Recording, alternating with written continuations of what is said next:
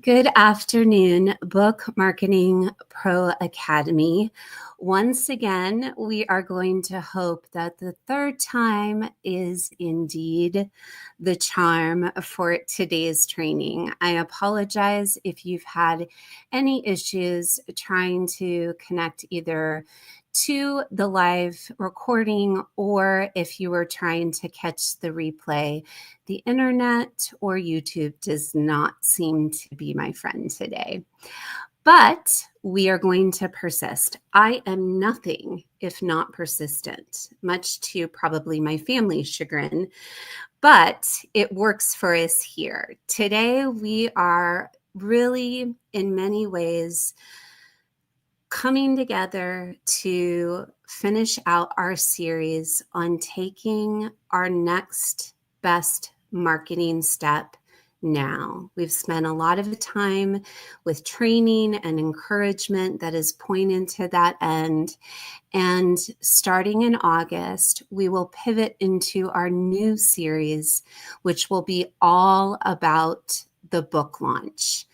Before we did that, though, I wanted to just come to you and maybe it's just for me. Maybe I feel it keenly in my own life as an author, as a speaker, as a marketer. And so it's just where I am today.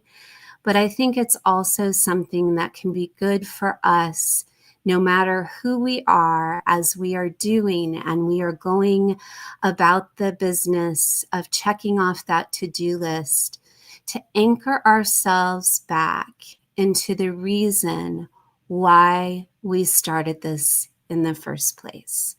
So let me begin by sharing something with you that I think is kind of unusual for someone in this space on YouTube who's doing training to admit. But I think it requires, this subject requires honesty. There are some days I wonder if I'm called to this work at all.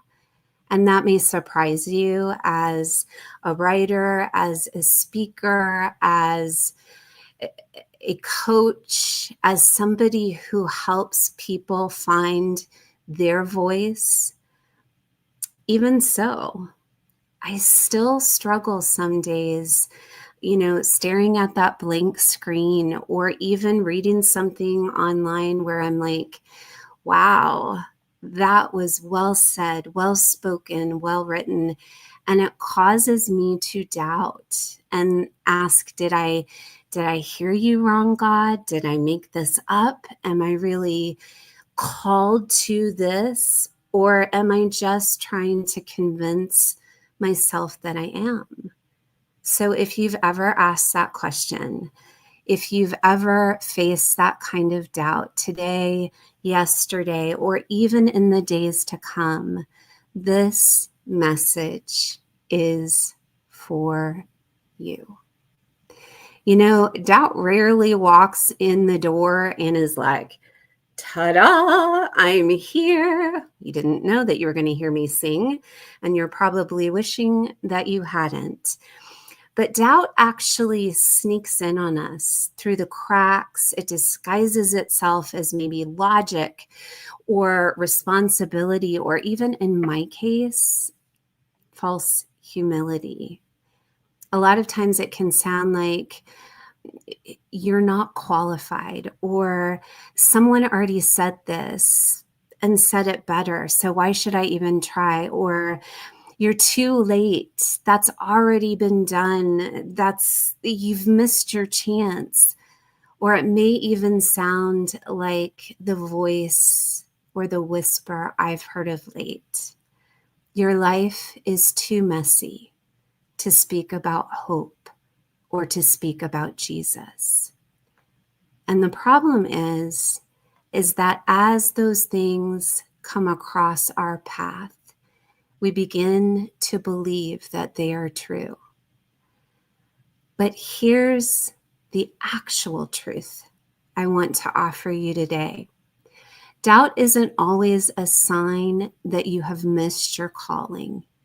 In fact, the truth is that oftentimes doubt means you're standing right in the middle of it.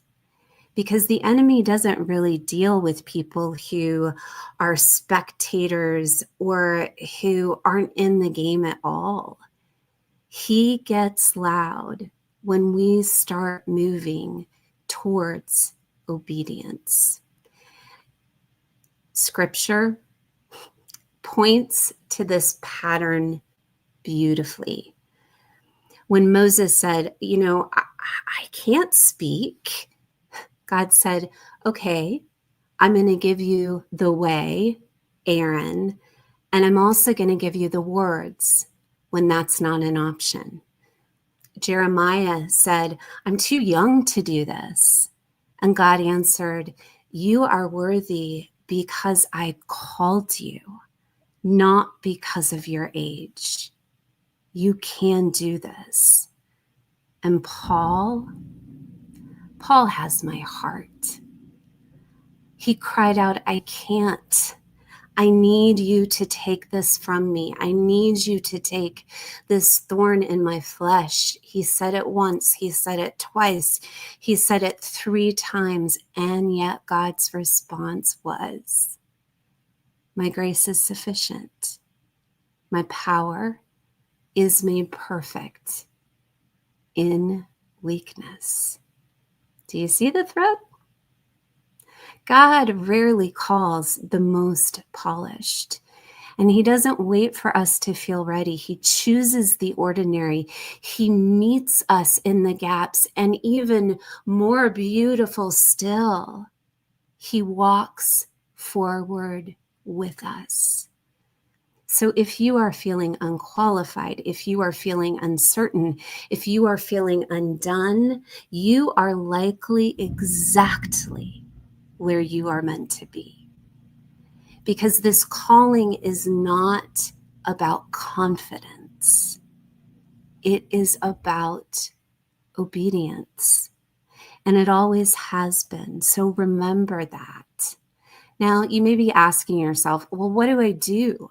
What do I do in these moments of doubt? How do I allow this doubt not to take root so that I am not moved to inaction or stop altogether in the calling that God has placed in my life? Well, number one, you have to return to your why. Why did God call you here in the first place? Who did God put on your heart to serve? Maybe it's the young mom, or even the mom of teenagers who is just looking for 5 minutes of peace. Maybe it's the widow fresh in her grief that needs comfort. Maybe it is a new believer who herself is having doubt. This journey, this calling is about the who. It is not about platform. It is about the people you are intended to reach with your message. Second, stay worded in truth, because you know what?